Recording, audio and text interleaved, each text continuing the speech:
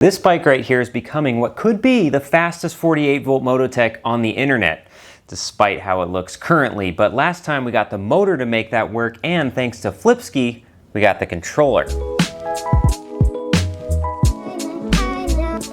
To make a fast Mototech, or any electric dirt bike really, you need three things done really well: a battery, a motor, and a controller. And these are those three pieces that make an electric bike possible. The battery stores the energy, the controller regulates it, and the motor puts it to the ground. Upgrading all of these helps to increase the amount of energy you can move, and the more energy you can move, the faster you can go. First, we upgraded the battery here from the stock 48 volt 13 amp hour to this 72 volt 20 amp hour from Amor. Then we replaced the motor. Actually, we replaced it twice. First, replacing the stock 1600 watt unit with a 5700 watt unit from ETM, along with the controller, of course. Then replacing that motor with an even stronger 10 kilowatt unit from Soshin, the GTS 11C. We also replaced the controller in the past with a Far Driver 72300, but that controller is not enough, even though it is leaps and bounds above the dinky stock controller that this bike comes with, which pulls only about 35 amps continuous. Thanks to Flipsky though, this is going to solve that. And this is the newest controller from Flipsky. It is an FT85GS, and my thanks to the people at Flipsky for providing this to me. They, like you, watched some of my prior videos and liked what they saw and wanted to be a part of it. So my thanks to you for doing the whole like, share, subscribe thing, so that way it gets in front of more eyes and so I can get the attention of some of the bigger names in the business. I'll share some of the stats in a little bit, but first, let's see what we get with this. So the kit I received came in two packages, and it looks like this first one, yep, is a Bluetooth module, so that way I can be able to connect this to my phone, I suppose. Some instructions, highly legible. Oh, that's better. But now time for the main enchilada. Let's see what's in here. So here, I'm sure we're gonna have a lot of things, a lot of wires, another USB plug. So I guess this is for if you wanna tune with a laptop. And we got the whole unit right here. Look at this bad boy. This is a big unit actually, now that I'm seeing it. I mean, we could put this down on the table here, and just for reference, I actually have right next to us the ETM kit controller. Look at the size difference there. It is bigger in every aspect. It's thicker, it's wider, it's taller. This is gonna be fun to fit. But on this unit, it actually has quite a few more wires that are plugged in here. I'm sure that the wiring diagram is going to tell us what all these are, and actually it does look like it is labeled at least a little bit on these, so you can see kind of at a glance what they are. And then besides those, we have the big five, which are the battery negative, battery positive, and then these three, C, B, and A, which are your three phase wires. And then for the wires coming out of it, besides a couple of universal connectors, I suppose, it looks like we actually have a power button right here, so you can push this on and off. I don't think I'm gonna use this. I prefer the key, but it's nice that they give you something. Let's see what else we got in here. Cool, so it comes with hardware. So it's got the posts for the battery terminals and for the phase wires too, if you don't have those already, which is nice, and the screws to go with it. So these screws are gonna go into these 5 posts here for the main pieces. And of course, we have the instructions. So on this side, it gives all of the specs here and some of the features of this controller, which is nice. And then here, the part that matters is the wiring diagram. So it shows the unit right here, as well as all the connections, all of the plugs that are currently in the thing, and some explanations down here as to what they are. They're pretty generic still, so I think there's going to be a little bit of troubleshooting here, but I think we'll figure it out. So it's going to be a bit of a learning curve with this controller, not just in the wiring, but in the fitment as well. So we have the 48 volt right here, and as you can see, this one currently has the 72300 from Far Driver in it. The Far Driver is a little bit bigger than the ETM controller, but I think it's smaller than the Flipsky controller. We'll pull this out and verify that, but if that's the case, that means this Flipsky is going to be a pretty tight fit. I mean, you can see on the sides right there, it's just got a few millimeters of clearance, if anything, and so this is going to get very crowded in here very fast. I never thought I'd say that with a 48 volt bike, but there it is. But before we go worrying about any of that stuff, some stats. The FT85 here is capable of handling up to 85 volts, says so in the name. Really good start too, and it gets even better because this is also capable of handling 300 amps continuous and 800 amps peak. To put that into better context, the Far Driver that I have only goes up to 300 amps peak. This does that exact same amount continuously. This controller is also pretty universal in that it works with a lot of different motor types, not just Hall sensor motors like we have with this. It'll also work with sensorless motors, and it'll work with encoder type motors. And while I'm still not 100% on the wiring, I can tell from the labeling alone that this is capable of holding a lot of different accessories. There are several ports for grounds and 12 volts, so you can put a lot of different things into this, like brake lights, horns, tail lights,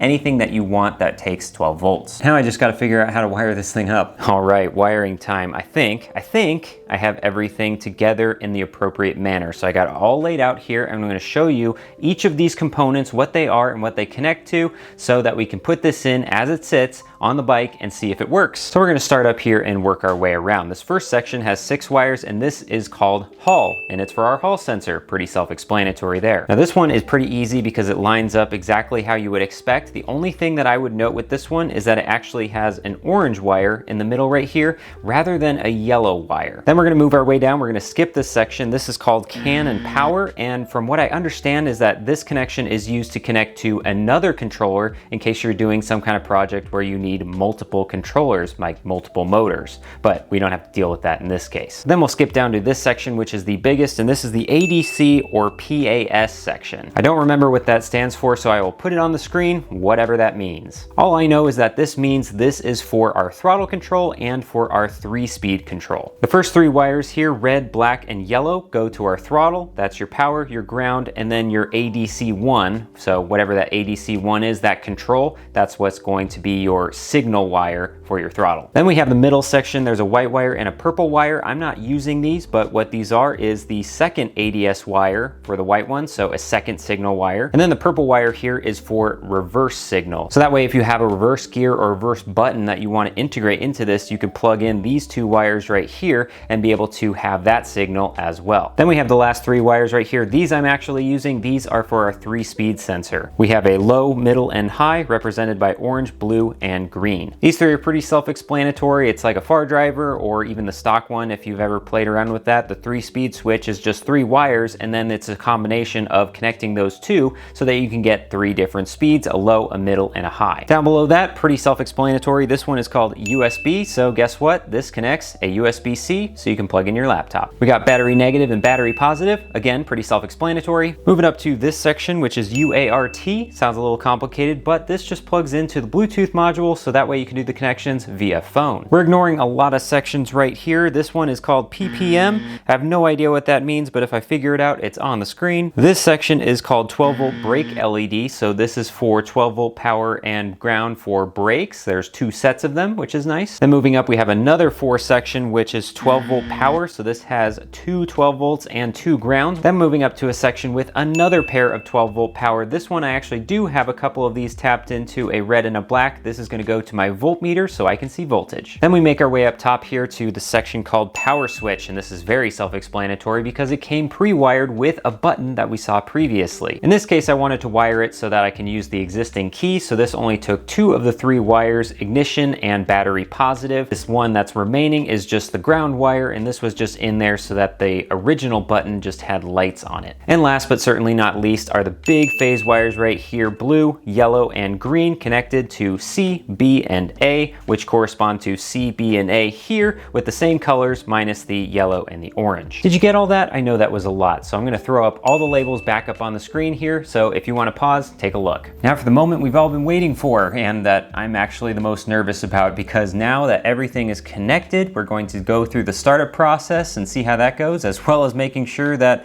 I did everything right. In fact, I already know that I didn't do everything right, because when I turn it on, there is good news. There's no pops, there's no flashes, there's no fire. The thing lights up, it shows that it's got a blue sign at the very least. The Bluetooth thing is blinking away, but the voltage meter is showing 12 volts. And now that I think about it, that makes perfect sense because it's plugged into a 12-volt accessory, so it's always getting 12 volts. So I'm gonna have to figure out a better place to tap that into so I'm actually showing the battery voltage. But now for a startup time, and as you can see, I'm doing this on my laptop rather than my phone because I tried to do that with the phone but wasn't able to. I was able to connect to everything in their app, and on the Bluetooth Bluetooth successfully, but I found out that this thing is so new that the Bluetooth version that I have on my phone is not compatible with the version that is required for this. So I just get an error message every time I try to connect. But I'll show you the app. This is what everything looks like, and it's a little basic, but we'll go through the whole process start to finish and see that I do everything correctly, hopefully. So the first thing, of course, is making sure that everything is on, which I have it, and then we're going to try to connect here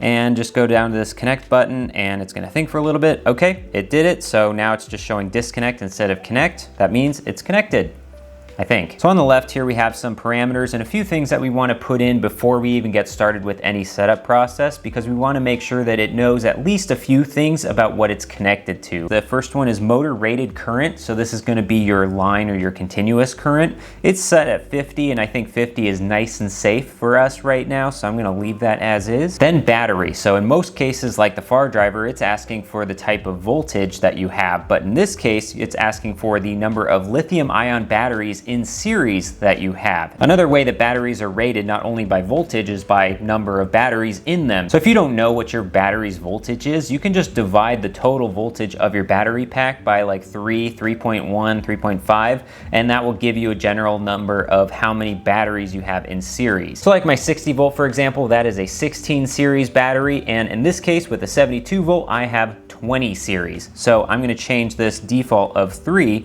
to 20. And then if we look down to the ESC basic setup, there's a few other things, and startup mode is Hall. It defaults to that, and I am going to keep that because this is a Hall sensor motor. Same here with the sensor port, we're using Hall sensors.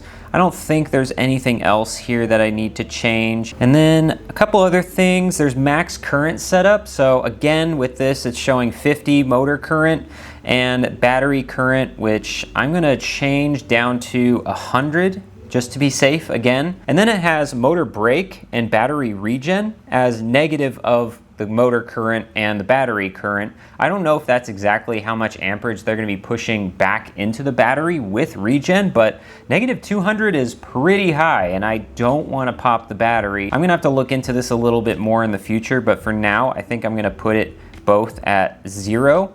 So that way it's safe, it's not going to be pushing anything into that where it could be damaging anything. And I think that's all that I really need to do before the basic setup. So I'm going to go to write setup right here, and just to save the settings, this one is called write rather than save. So then for the actual setup, we're gonna go to this big green bar right here, and there's a CAN bus check mark, and we're gonna uncheck that because we're not using the CAN bus in this case. And then we're gonna click this little icon with the lightning bolt right here. It's going to give a pop-up with some warnings right here, which state the obvious really, is just to make sure that everything here is properly connected, that nothing's on fire, and that your bike is up in such a way that this can be free spinning, which I have. And so now I think all I do is click yes, and then this is gonna do its thing. So let's see what happens. What in the world is that? That is a noise. Oh, there goes the motor. I'm gonna hold on to this. I'm not putting in any inputs, by the way, not even touching the throttle. It's just doing this all on its own. Well, I thought it was gonna be a little bit more involved in that, but I guess that's all it takes, because right here, we have the motor information. So this is what it sensed from that startup mode. So we have everything that we need. Although that's not everything yet. So now we're at motor setup. Now we gotta go to control setup. So in control setup, basically what I understand is that this is where you tell it what kind of components you are hooked into, because this has a lot of different things that it can connect to, not just wired throttles. So there's input signal type, and there's lots of things in here. So there's UART, PPM, ACD, and PAS. Those are all the different types of wires that we were looking at earlier. And in my case, we're using ADC. So once we select ADC, then underneath ADC is control mode, and there's drop down here with a whole bunch of different options. And this is basically telling it what things are connected to it. Is it just a throttle? Is it a throttle and a 3-speed? Does it have a reverse? Does it have a brake switch? What needs to be programmed? And you can gather from the titles here what they are and which ones you should select. So in my case, I'm going to be using this one right here, which is current LMH gear. So what that means is that it's receiving a current in the form of a throttle, and I have a 3-speed switch, so low, middle, and high gear. So now that we have that saved, it's the setup process time, which is this little box at the bottom here. So down here, there's a few buttons: start, reset, setup, and stop. So there's a process to this. We're gonna hit start. And so now it is reading everything. And this is where I actually have to put in some inputs. So in this case, since I'm just doing the throttle, all I have to do is just wide open, and you can see it changes, and then close it. That's it. If I had the brake switch applied, then I would also want to squeeze the brake fully as well. It looks like that's all that it needs, so I'm going to hit setup, and then I'm going to hit stop. And then I just go up to right setup and click that, so that way everything is saved. Now, I can actually spin this thing, and it works. So now I guess I can test my 3-speed to see if I wired that correctly. So here's 1.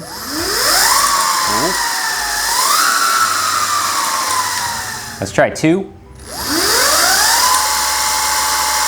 can hear that it's actually throttled down. And then 3. Yeah, that's definitely the low speed. So it looks like as it's currently wired up, number 1 is the high speed, number 2 is the mid speed, and number 3 is the low speed, which is actually flipped, I think, from the ENC kit. 3 is usually highest, so I think I could swap those wires or just leave it as is. So I'll probably just leave it as is and remind myself that number 1 is the fastest. Not that I stray too far from the high speed anyway. Well, right about now, I was going to test this thing out and see how it runs for the first time now that we have everything in the bike so I can actually ride it, but we're on the 3rd setting, lowest setting, granted, but can't even go under its own weight. And the highest speed setting is no different, really. It's incredibly slow to respond and pretty much walking pace. Tuning is required. And tuning we've done. I also failed to show you earlier, but I got everything to fit in there. Despite the size, I was worried that it wasn't going to fit in between the rails, but it just barely fits. And right now it's temporarily actually zip tied onto it, and then the front is just wedged up there where it kind of tapers. It's that big that I can be able to just kind of wedge it in there, but everything actually fits pretty nicely. There's a lot more room than I expected. And I also fixed the voltmeter issue. So rather than using that 12 volt accessory, I actually tapped into the keyed ignition, so that way I'm using the battery power from that as well as the existing ground wire, so now I can see proper battery voltage. And I also took a look further into the app to see a little bit more about tuning and made some changes. Like the max current that's listed in the app is actually max phase current, not max line current. I previously had that at 50 amps, so that's been up to 150 amps for now. I also kept the battery amps at 100 because that's the continuous amperage, and this thing can go up to 130, but I figure 100 is safe for now. Also under control setup, I found that there was some levels of throttle response. The default level is actually pretty low, so I put it up to what they call standard, which is the second highest one, highest being the most responsive. I also enabled some field weakening so I can get a little bit more top speed out of this, because ultimately I'd like to see what my top speed can be. It recommends about 1/4 of what your phase amps are, so I set that to about 30 amps. So now I think we can have a proper go. Oh man, that wasn't recording. Okay, something happened. That's just it, free spinning. Oh my god, that sounds so bad. That was bad. That was really bad.